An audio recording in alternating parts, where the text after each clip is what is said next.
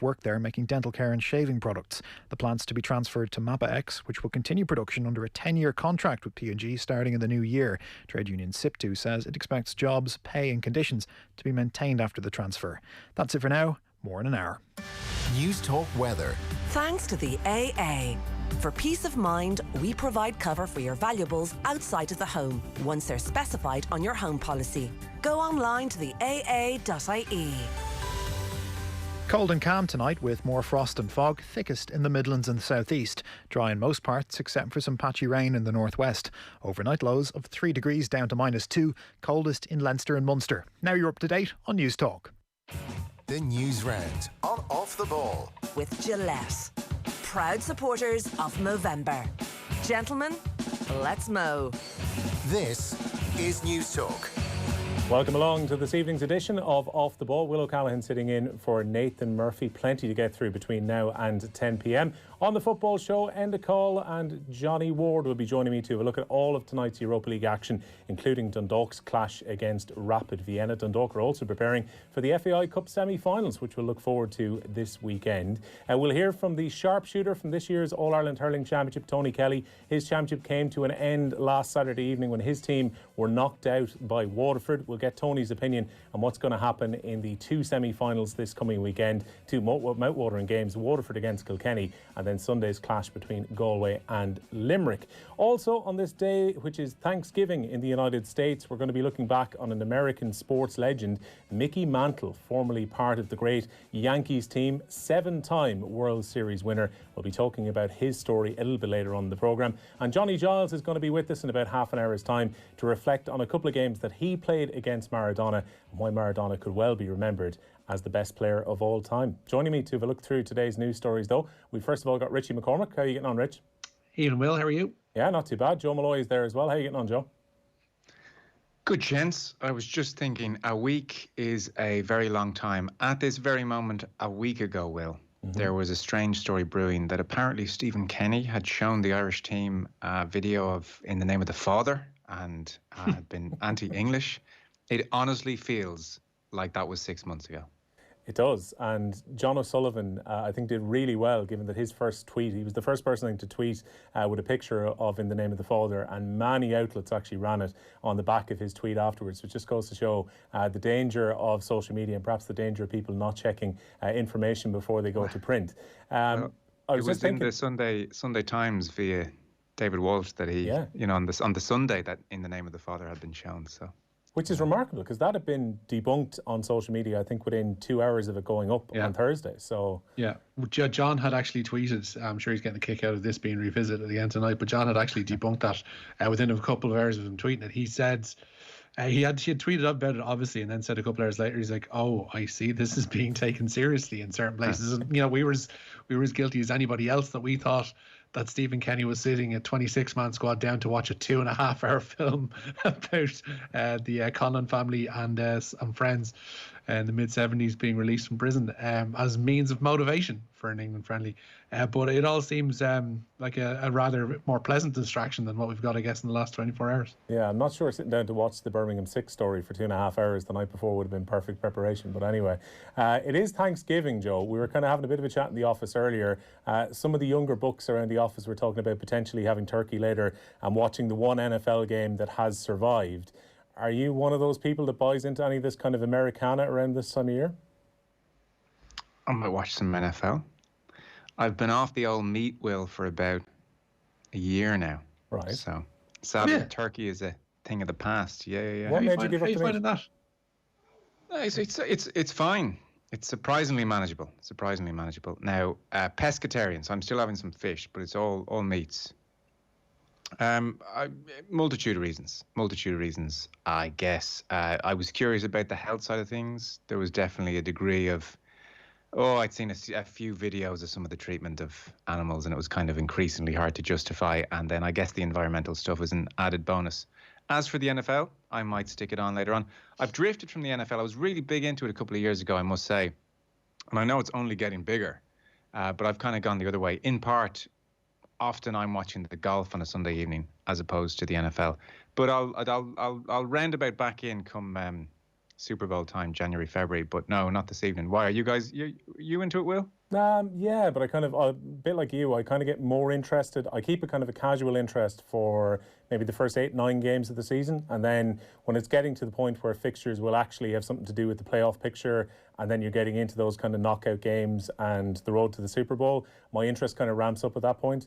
I'm not of the committed sort who will stay around and watch a game at 12:30 on a Sunday night. I'll happily just check the result the next morning, but I've been known to come home, watch the game just after 6 o'clock in the 9:30 fixture on a Sunday evening, but I think that's as far as my commitment would extend to. Yeah, it's all a bit staccato. Start, stop, and too long. Like the idea of like whatever about sitting at home in the comfort of your sitting room and watching, it on TV unfold with the ads and everything and every modern amenity close to hand. The idea of sitting in a stadium and watching one of those matches in, God say in the Midwest, where it's like tipping into minus 10 degrees and more, that strikes me as being one of the most torturous things in the world. Yeah, no, it is. I mean, I'd imagine if you went to Green Bay around about this time of year when you get into playoffs and the snow is coming down and you're huddling for any kind of warmth you can get, maybe a hip flask to try and keep you warm. I can't imagine it's the most pleasant experience to be there for a 3-hour period during a game. But I was thinking, Richie, they're going to be wearing the throwback shirts later on for the one game that survives. One game is lost due to COVID-19. And we were just kind of thinking as well, particularly the Cowboys, a lot of the kind of old style franchises will go back to their... Hold on. I've got the very thing. Literally, it's almost like we planned this and we definitely didn't. No. Hanging off the back of my chair at the minute. I got this one a couple of weeks ago. I have a Jets Joe Willie Namath. Oh, wow. Number 12 on the back of that one. Yeah, I picked that up a few weeks ago. So, yeah, there you go. That's my one sop to American football culture. Simpson star Joe Namath. We were thinking though as well, Joe, that these throwback jerseys are out. There was all the talk last weekend, particularly about the jersey that Tipperary wore to Mark Bloody Sunday. I was just kind of wondering, I mean, AFL, they do an Aboriginal weekend where they change the strips back to traditional kits as well. I'm wondering if the GAA aren't missing a trick here by having a weekend where they go back at some point during the year and wear throwback kits. Yeah. Fair shout. Will, I love I mean, commercialism, that's what the GAA is about. Another way to make more money. You are spot on.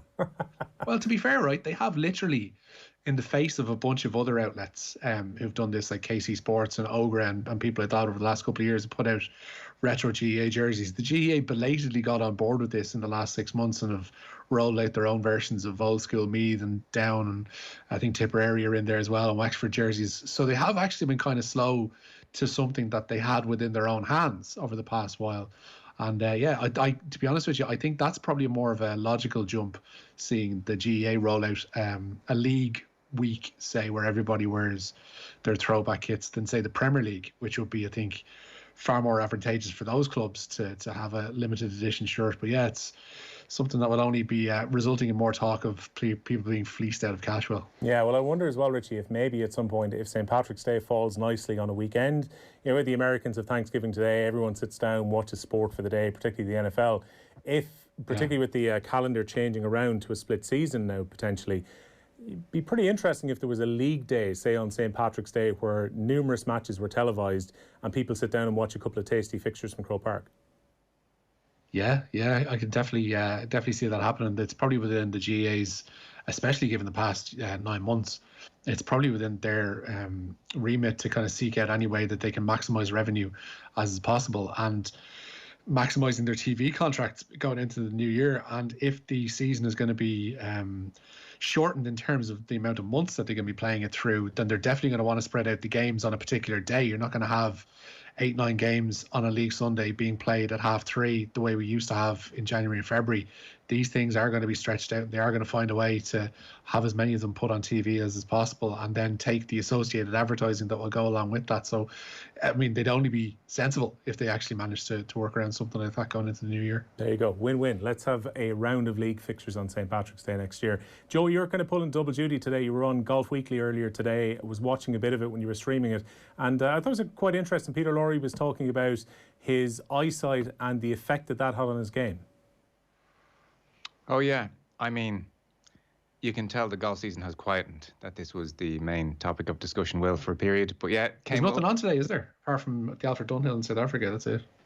Yeah, nothing in the States. So it's quiet. I mean, we were still kind of chatting about a few bits and bobs from the Masters. But yeah, Peter, he'd had Laser surgery quite a few times, and at a certain point, that was not advisable to have any more laser surgery. So he tried glasses, and his sight went terribly, and he was four-putting on the greens, and it was a complete mess. I think Harrington's had laser surgery quite a few times as well. It's relatively common. We were also touching on the fact that there's now a 20-year-old on the European Tour, Wilco Nienaber. You might want to remember the name. So he drove the ball 439 yards last week in South Africa, 20 years of age. Now, a bit of altitude meant you could add, that's probably 10% longer than he might have otherwise, but you're still talking about 400 yards. So I think there was a 600-yard hole, and he had driver gap wedge. And he's averaging, at 20 years of age, he's averaging about 341 yards off the tee, which is longer than Bryson. So this is the next generation arriving. We've been saying for a while that the likes of a Rory McIlroy should make hay while the sun is shining, given his he's kind of a leader in driving at the moment, because the next generation are coming, and this is what some of them are doing. It's insane. So that's all there in the usual places on the OTB Sports app, wherever you get Golf Weekly. So it's all waiting for you. Wilco Nienaber, he's coming.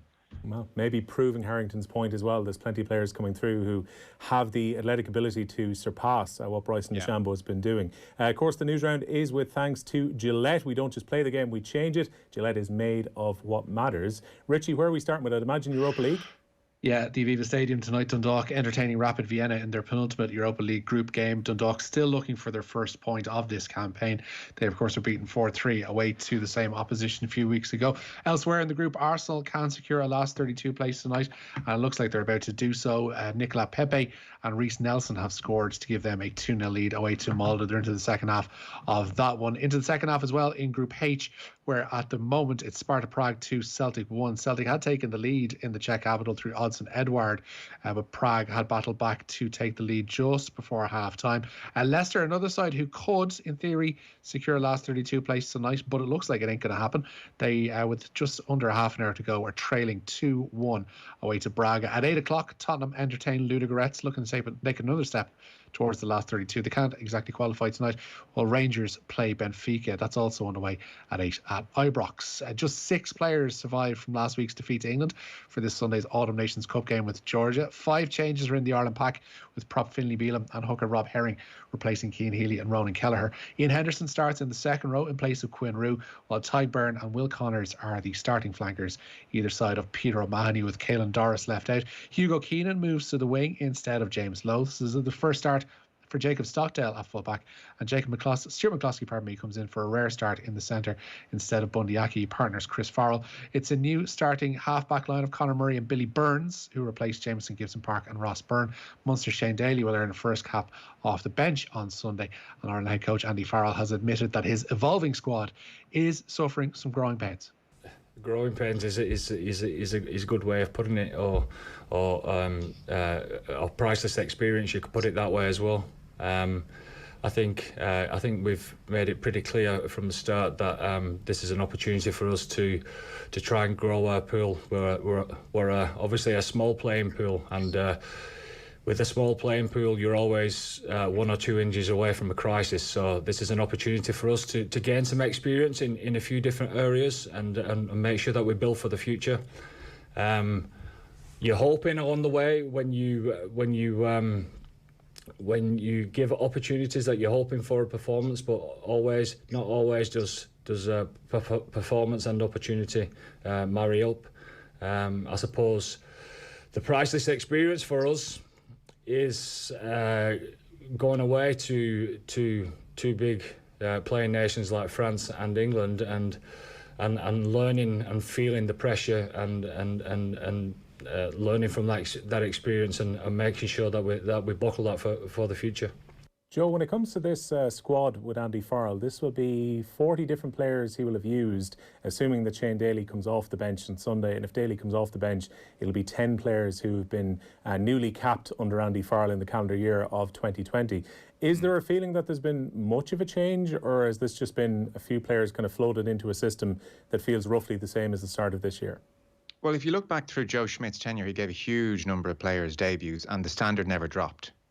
So we can only use that as a mitigating factor to an extent, because Schmidt gave huge numbers of players' debuts, and the standard never dropped because people knew their roles rather, and the team was so well drilled that it made it relatively easy for players to drop into.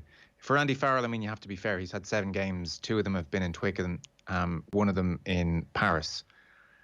So, I mean, it hasn't been great, you would have to say, but I still think you have to show a degree of patience and understanding, and he is trying to evolve things, and it's not like Joe Schmidt's last year was phenomenal either. I mean, there was a deft sleight of hand there when he said, yes, growing pains is a good way of putting it, or priceless experience, whichever. I'll go with priceless experience. So look, they'll beat Georgia this weekend. It's hard as an onlooker or a fan to get too excited about that because England beat Georgia by 40 points to 0. So we're going from almost what feels like the impossible in Twickenham to borderline, from our perspective, a little bit pointless at the weekend. Although Andy Farrell and the team won't see it that way, it's useful for them. I guess we're looking for more signs of development because far too many people who really know what they're talking about this week said that they didn't really see what Ireland were trying to do for much of that game in Twickenham, and that is quite damning. Brian O'Driscoll and Keith Wood made those points on our show, for instance, on Monday, so that's there. I must say, looking forward to this Dundalk game. Dundalk really hurt tonight's opponents in the first leg. They scored 3 goals against them, and but for some goalkeeping howlers themselves, they really should have won that game. I see Gary Rogers is back in this evening, so at the Aviva, there's a real chance for Dundalk to do something tonight. It won't be easy, and look, the other, I keep forgetting the team's bloody name. Rapid Vienna. Yeah.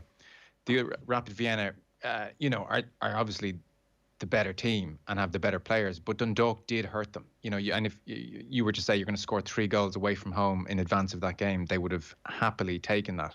So it's an intriguing game tonight. Like I said, goalkeeping errors cost them in the first game away from home. So, there's a massive chance for what would be a great night for them this evening. Yeah, it's potentially a golden opportunity to make some big money for Dundalk out of that FAI Cup semi-final this weekend, away to Athlone Town. Richie, Leinster have lost one of their warm-up games ahead of Europe next month. Their game this weekend won't be taking place. Yeah, the Pro 14 game away to the Scarlets on Sunday has been postponed. A number of players from the Clonethley side have tested positive for COVID-19. Ulster played the Scarlets last Sunday and they've carried out routine squad testing today with their results expected inside the next 24 hours. Ulster are due to be away to Edinburgh on Monday night. Now, thousands have passed through the Casa Rosada in Buenos Aires today to pay their respects to Diego Maradona. 3 days of national mourning are underway in Argentina.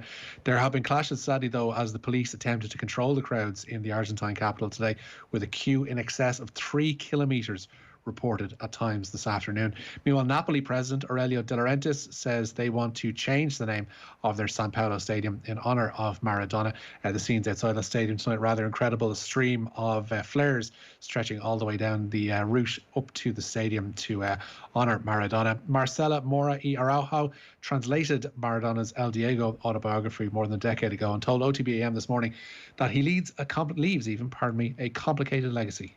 Today, it's very difficult to say anything truly critical or judgmental about him because the sense of immediacy and the emotional immediacy is very poignant. But I think it's important that we don't airbrush is the perfect expression, as you say, airbrush it out so that it's completely not part of his history or his legacy, because it's very much part of who he was, and important that we all take it on board and learn from it and address it and name it, I think. So I'm pleased young girls are aware of some of the issues, and I hope young boys will be too. We'll be talking to John Giles in about 5 minutes' time about his couple of times on the pitch against Maradona. In the couple of minutes we have left, Richie, we'll probably kick off here with Tyrone. Have moved pretty swiftly. 12 days after Mickey Harte left, their new management team and a former under-21 winning manager have now taken them over. Yeah, they seem to have gone with what they know. Fergal Logan and Brian Dewar handed a 3-year term last night as the new Tyrone football management team. They take over from Mickey Harte, who's since, of course, taken over himself at Louth. Together, Logan and Dewar guided the Tyrone under-21s to All-Ireland success in 2015, with many of that side now on the senior panel. The likes of Colin McShane, Lee Brennan and more have worked under Dewar and Logan at under-21 level, while West Ham's meeting with Manchester United will be the first Premier League game to have fans present since March under UK government guidelines. announced up to 2,000 fans will be allowed inside the London Stadium on Saturday week. London and Merseyside are the only real regions that fall under the UK government's Tier 2 for COVID-19 risk as it relates to the Premier League. Brighton's Sussex area also within that. Only Cornwall, the Isle of Wight and the Scilly Isles, none of them hurling strongholds, fall under Tier 1 status. The likes of Birmingham, the North East and Greater Manchester remain in Tier 3, and they will have matches stay behind closed doors for the foreseeable future. In terms of athletics, Richie, you've got a story for us? Yeah, Christian Coleman seeking to have his 2-year ban overturned at the Court of Arbitration for Sport. Not a surprise this, the world 100-metre champion was suspended for missing 3 drugs tests in 2019. If Coleman cannot get his ban overturned at CAS, he'll miss next year's Olympic Games. Meanwhile, World Athletics have gone to CAS to have Salwa Eid Nazar's 2-year ban reinstated.